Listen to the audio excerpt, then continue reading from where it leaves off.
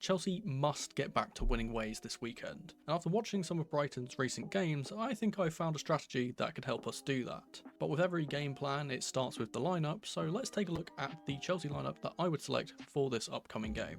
I'll be putting our Chelsea side into our standard 4-3-3, which may alter in game but is the base for our plan. First up in goal will be Robert Sanchez. Despite getting a red card, he is not suspended for this fixture, thankfully. The back four is going to be changing from our previous game in the Cup. I'm going to be putting our captain Reece James back in for this one at right back. The centre-back partnership sees Trevor Chalobah and Tosin Adarabioyo partnering up once again. The left back is of course going to be the live wire that is Marc Cucurella. Moving into midfield, we're forced to make changes here due to injury. Moises Caicedo starts once again, however. Ahead of him there's a change as Enzo Fernandez is partnered by Estevao in the advanced 10 due to Cole Palmer's injury. That leaves three attackers to choose, and I think this is pretty straightforward. Pedro Neto starts on the right, and on the opposite flank Jamie Gittins comes back into the side. Finally, up top will be João Pedro once more, who will be hoping to add to his already impressive goal tally. First, let's look at Chelsea's setup, and then we'll talk about Brighton and how this game differs from the previous encounters we faced against them. Now for Chelsea, this is going to be a pretty standard kind of switch in this formation. We obviously have Estevao instead of Cole Palmer, but because of him playing, relatively the same positions, it's not going to change how we play pretty much. We're likely going to see some kind of inversion from the fullback or fullbacks, depending on what phase of play we're in. That would most likely be Marc Cucurella. He's the one who most often does this for us. Him coming into either, a deeper midfield position alongside Moises Caicedo, or into a kind of left-sided 8 role where he usually fits in, is where we can kind of see him. And as a result of that, obviously the centre-backs will shift over and we kind of play this 3 at the back with James as this auxiliary right-sided centre-half. Now, sometimes we can play this kind of more aggressive formation. We saw this in the second half of our cup game against Lincoln City, where we decided to invert both full-backs, and we saw Gusto and Hato going into midfield. We can see that with James too, with him kind of coming in here as well. Usually he's kind of a bit deeper, but then we kind of play with the 2 and the 2 and then this 4, and then we kind of move into this 2-2-4-2 that we've seen in recent times. This has been something we've done often. We did it against PSG in the Club World Cup and in many other games as well so far. However, I don't think we're going to go that aggressive for this game in particular, and I do think it will just be the single inversion, and we will allow James to play as this kind of auxiliary right centre half, with the 2 holders here being Cucurella and Caicedo, and Enzo, Gittins, Estevao and Neto playing as this 4 across the face, with João Pedro obviously being the lone striker. Now oftentimes what we do see is a little bit of a rotation in this midfield, where we will see Caicedo play as a lone player with Cucurella moving kind of further up the pitch, and depending on kind of how Enzo operates really kind of impacts the team, because sometimes he obviously will then move up into an advanced position almost like a second striker, and we kind of play this diamond formation with obviously this usually being Palmer. We've got Estevao here. Or we see the kind of opposite where, we'll shift Enzo into a deeper position, Cucurella will come high and he'll play in the 2 with Estevao in this case, and we're going to get these 2 holders. Personally, I prefer this one. I think this kind of makes a bit more sense. It allows Enzo to be deeper on the ball and able to, dictate play with his passing in deeper positions. I think that suits him very well. And also allows Cucurella to get closer to goal, because it's where he is rather dangerous is, those kind of positions where he picks up outside the box and also running into the box, where defenders don't track him because he's not usually seen as a threat. Obviously, being a fullback, they're more likely to pick up players like Pedro, who's making runs from behind, or Gittins, who's making runs down the channel, or even Enzo if he's kind of getting up the pitch a little bit more. They don't really track Cucurella, and it allows him to be the spare man, so I do prefer this one, though a lot of the time we will see Enzo do this, and obviously he can then from this position be that box crasher, right? Get to the edge of the box when the ball is cut across from the wings, get onto the end of things and, take shots or make assists from these kind of deeper areas outside the box whilst everyone else kind of piles into the box. Now, if we bring the Brighton team in here, they play a bit of a similar formation. They play a 4-2-3-1 for the most part. If we bring their team into the tactics board here, you can kind of see how they actually set up. We'll show the kind of formation. They usually play this again, this 4-2-3-1, where they have their striker up top here. And now you can see the advantages and disadvantages of our setup against them when you just see the formations like this. Obviously, the main kind of issue for us is that we obviously do get an advantage in the midfield. That's what our kind of tactics are designed to do. That's why a fullback inverting into the midfield is good, because it allows us to outnumber our opponents in midfield, this 3 that they have with our 4. and obviously we get the man advantage there. That allows us to kind of navigate presses much better because we always have the spare man. But on the opposite ends of things, what it also does is create 1v1s all over the pitch in not only attacking areas for us, but in defensive areas too. Now, the reason why I bring this up is because I think that this is a game where these 1v1s up against our defenders are very, very important for us to kind of get right. Up against Tosin, for example, up against James, up against Chalobah, I think these are going to be the kind of danger areas for us because of how Brighton play and how I'm going to kind of talk about how they play in a second here, how I think that this kind of impacts the way that we need to play in response to this. Now, when you think of Brighton and their tactics, the first thing that usually comes to mind is direct, possession-based play where they wait until you press them and pass it around you and then get up the pitch and kind of make those attacks that way.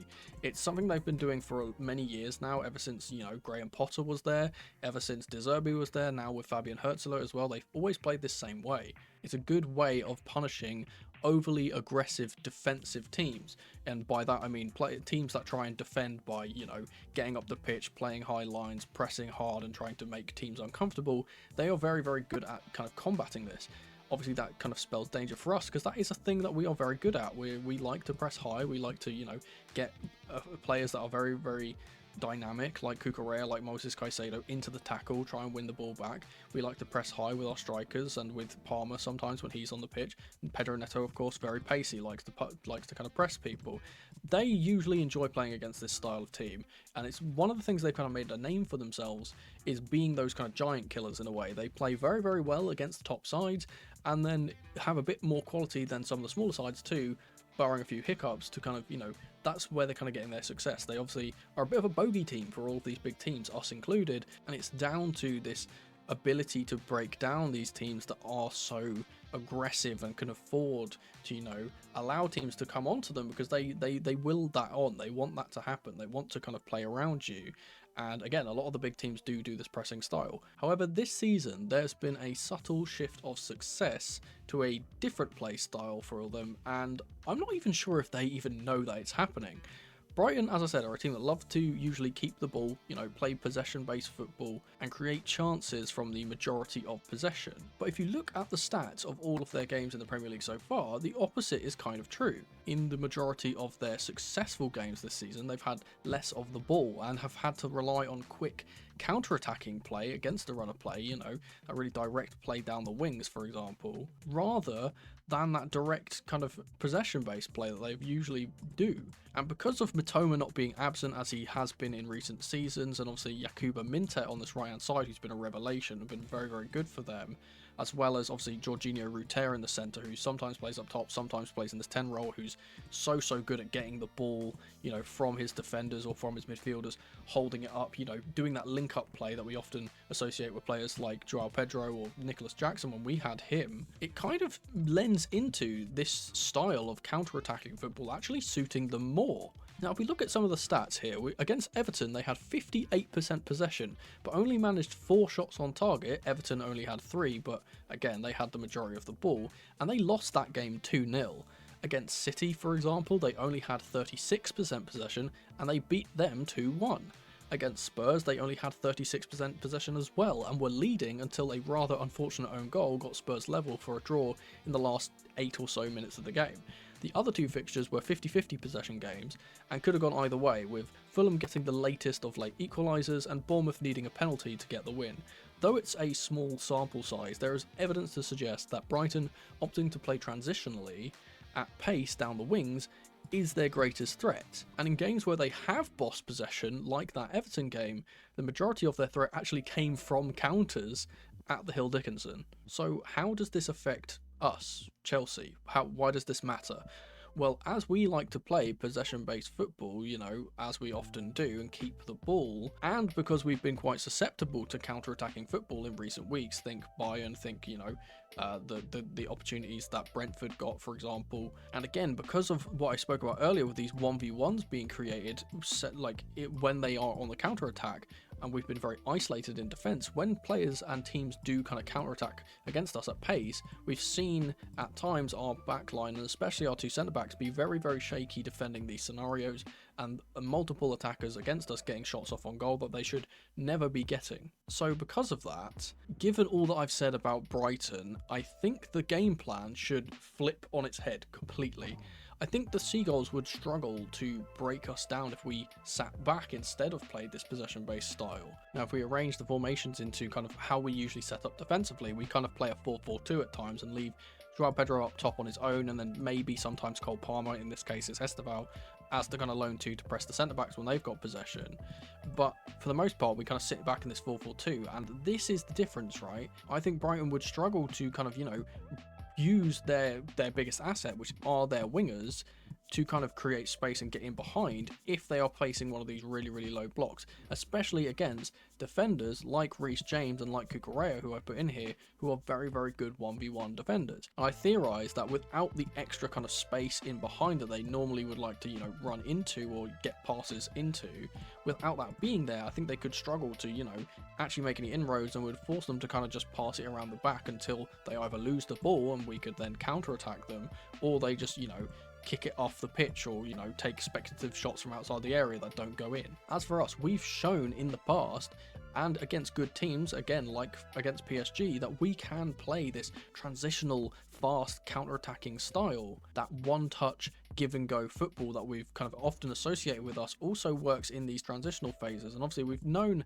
again, how good in recent times Joao Pedro has been at holding up the ball, getting tight to a centre-back, spinning in behind, and then creating opportunities by going the other way. We saw him doing this against Manchester United. Despite us being down to 10 men, he was still making things happen by just getting up the pitch. Unfortunately, he didn't really have the extra help with us being down an extra man. He didn't really have the help to kind of get up the pitch and score goals. With the extra player, obviously someone like Gittins, for example, could get up the pitch with him, he could get it to him, and then we've got this kind of situation where we're running in through on goal, and that spells danger for a Brighton team that love to play a high line when they have the ball and when they have possession. And again, with the pace of someone like Pedro Neto or Jamie Gittins, with the trickery of someone like Esteval, who's shown he can, mix it in with the best of them and try and get past people, I think that Brighton, with their high line, could struggle to defend these breaks. And I don't think that they would ever, change their game plan and try and play counter-attacking football against us, because it's not really what they want to do. They've always shown this kind of